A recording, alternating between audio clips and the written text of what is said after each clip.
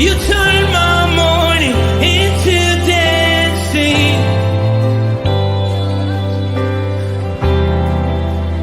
Your love changes everything. There's something about your love. Something about your love changes everything. Changes everything. Something about your love. Something about your love changes everything. Changes everything. Something about your love.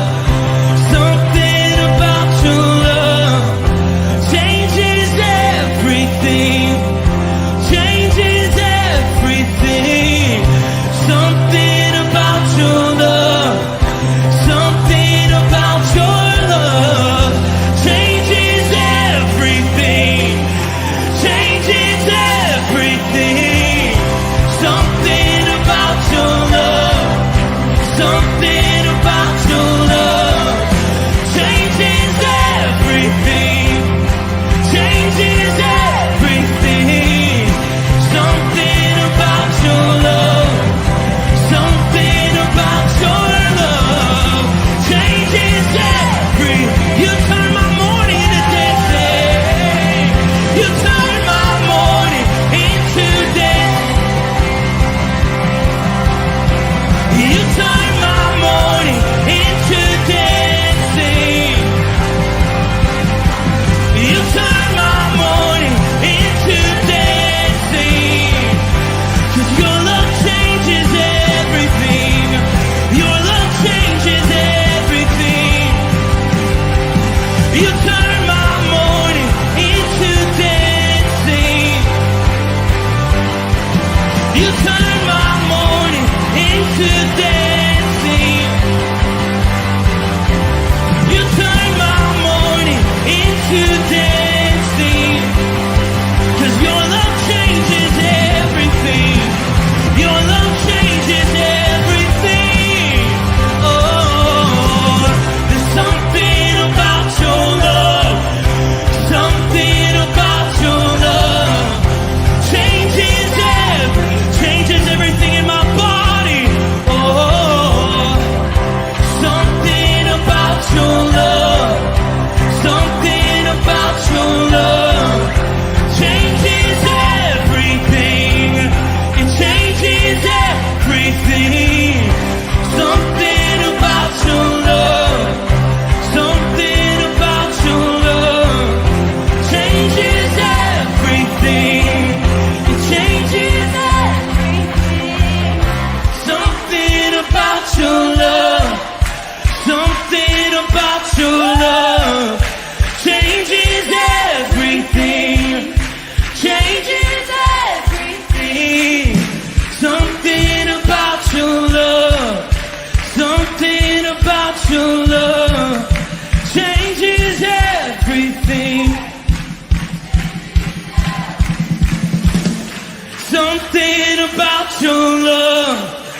Something about your love changes everything. Changes everything. Something about your love. Something about your love changes everything. Changes everything. Something about your love. Something about your love changes everything. You turn my morning into dancing. You turn my morning into dancing. You turn my morning into dancing.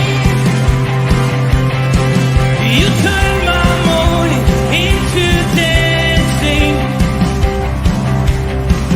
You turn my morning into dancing. Something about your love. Something about your love changes everything. Good morning, Rooted Men. Good to be with you this morning. I'm looking at this counter up here on the top, and it says there's 15 people watching. Holy mackerel. There's no pressure. That's great news. We do have a few that commented, like Ken Gooch was on early, and Chuck B. Chris Conley's here. Good morning, Chris. Dave Donnelly. Good morning, Dave. And Bert Reggiani so far. That's who's commented. I'm sure there's more, and we might hear from him later. Today's the last day of Abraham. I know it's crazy. I love these. This way of doing it, to me, is different than grabbing a little book and going through it step by step. This is taking a person's life and telling the story. And to me, that the Bible is a lot of stories, and they're all meant to teach or inspire or condemn. I'm not sure. To me, the book is so alive that when you read one part of the book, it reminds you of another part of the book. And anybody that's been in men's group on Thursday night, you can see the way it works with Phil Porter, that we'll be talking about one thing, and he'll go, and this will remind me of Genesis 13. It's just like that out of the blue, and it's kind of fun to watch. It's inspiring, but it's just inspiring. But that's that. Today's scripture is from Hebrews. And I know first thing you think is, wow, Hebrews, that's the New Testament. That's way thousands of years over Abraham. I mean, we can't even think about a generational gap between those things. But Hebrews was inspired. Hebrews was written mostly to Jews, so it was written to teach them that, to connect the Jewish faith that they had to Jesus. It was meant to inspire Jews to see Jesus's life and understand it. What did I do? Did I mess up something? I think I clicked Bert Reggiani by accident. I kind of bumped my book on it. All right. But anyway, neither here nor there. So let's get started on that instead of me just talking. How's that sound? So we are going to pull up. I think that's that. And of course, I can't read it, but I can jump out. All right. By faith, Abraham, when called to go to the place he would later receive as his inheritance, obeyed and went, even though he did not know where he was going. By faith, he made his home in the promised land, like a stranger in a foreign country. He lived in tents, as is Isaac, who were heirs with him of the same promise. For he was looking forward to a city with foundations, whose architect and builder is God. That first part reminds us of what Abraham has been through. God says, go to Canaan. Packed everything up. There's no record of him questioning it. He just packed everything up and left. It just said so. He left. Everywhere he went. Now, that was the thing I thought was cool. Is every single place he went to, he built an altar. And he chose to live in a foreigner and land that God promised him. He didn't go in there and try and take it over. He just came in there and lived there. He popped his tents up, and that was his home. But it says he was looking to live in a city with foundations, which I thought that's kind of cool. He was inspired by the promise. He saw his faith in that promise is what he was desiring. And then it goes from there. It goes, and by faith, even Sarah, who was past childbearing years, was enabled to bear children because she considered him faithful who had made the promise. Okay. This one caught me a little bit. Sometimes you read something and you go, really? In the part that I thought was fascinating, because Sarah considered God faithful. She's 60-some years old when they call him. So she's lived the better part of her life, normal life, without God. I mean, without knowing God. And they get called and they get sent to Canaan. And she told at 75 years old. No, at 75 years old, Abraham was told he's going to have a kid, but she was told. But I love how it says she considered him faithful. In our life, we always talk about how our faith. And I just didn't realize that sometimes we need to think about the faith of God. The faith of God. God was faithful. So Sarah believed him. And from there it goes on, it says, and so from this one man, and he as good as dead, came descendants as numerous as the stars in the sky and as countless as the sand on the seashore. Two people of advanced age. Sarah had been considered barren her whole life. And everything was fulfilled because of God's faith. Can't ask for more than that, can you? All these people were living by faith in verse 13.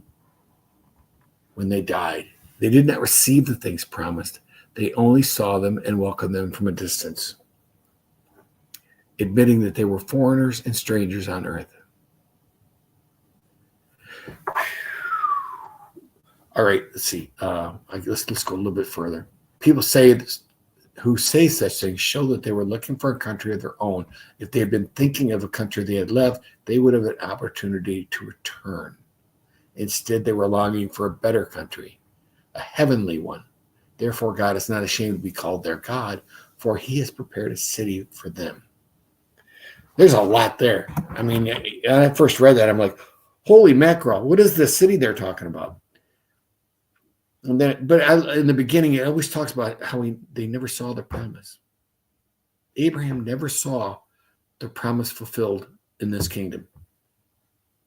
His sons and his sons' sons never saw God's promise. And if you think about it, the exodus from Egypt by the Jewish people and moving toward the desert and heading toward the promised land, there was like 430 years. From the point that Abraham left Ur and went to Canaan, over 400 years had passed, and the people of Israel were slaves in Egypt. What kind of faith is that? I mean, what kind of faith do you have to believe in something that has shown no signs of coming true? In your whole lifetime, nothing has gone the way you expected it to go. It speaks of everyone who trusts in God and hopes of a better home. How many times has it been said of loved ones? How many times? You ever think about that? You ever been to a funeral and somebody say, they're in a better place now? That's what those people were thinking. That's what their heart was focused on, heaven, and that's where their heart was, and that's what they were looking forward to. If we compare our human life, or Abraham's life, or your life, or my life, to eternity, this is a snapshot to our lives here on earth. It's a snapshot. I mean, it's minuscule. It's a small percentage. And yet, so much of our eternity hangs on this lifetime. Jesus made sure that we had a way out. Jesus made sure that we could see eternity. And I love in verse 17 where it says, by faith, again, it goes right back to Abraham's faith. God tested him, offered Isaac as the sacrifice. He who had embraced the promises was about to sacrifice his one and only son. Even though sacrifices is okay, even though God had said to him, this is through Isaac that your offspring will be reckoned, Abraham reasoned that God could even raise the dead. And so in a matter of speaking, he did receive Isaac back from death. You look at Abraham's life, and God didn't. God didn't even, when he chose Abraham, he did consider his feelings. You look at he slept with the servant girl Hagar. He passed his wife off as his sister a couple of different times. God saw Abraham's faith.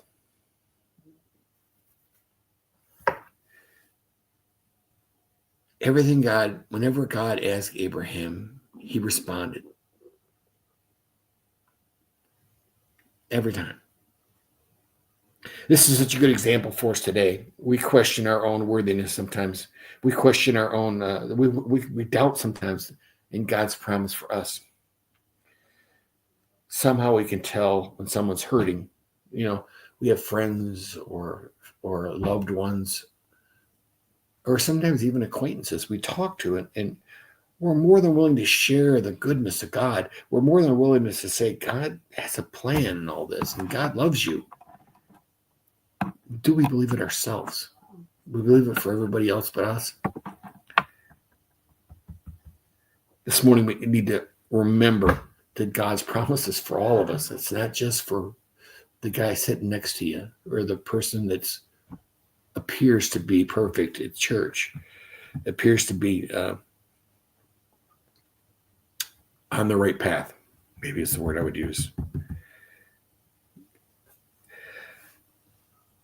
Somehow, we need to tell ourselves, maybe we need to look at the fruits of the Spirit and find the patience part of that.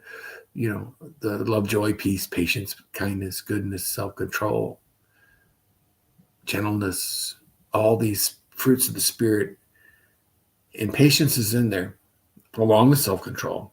But we know God's promise is good and pure.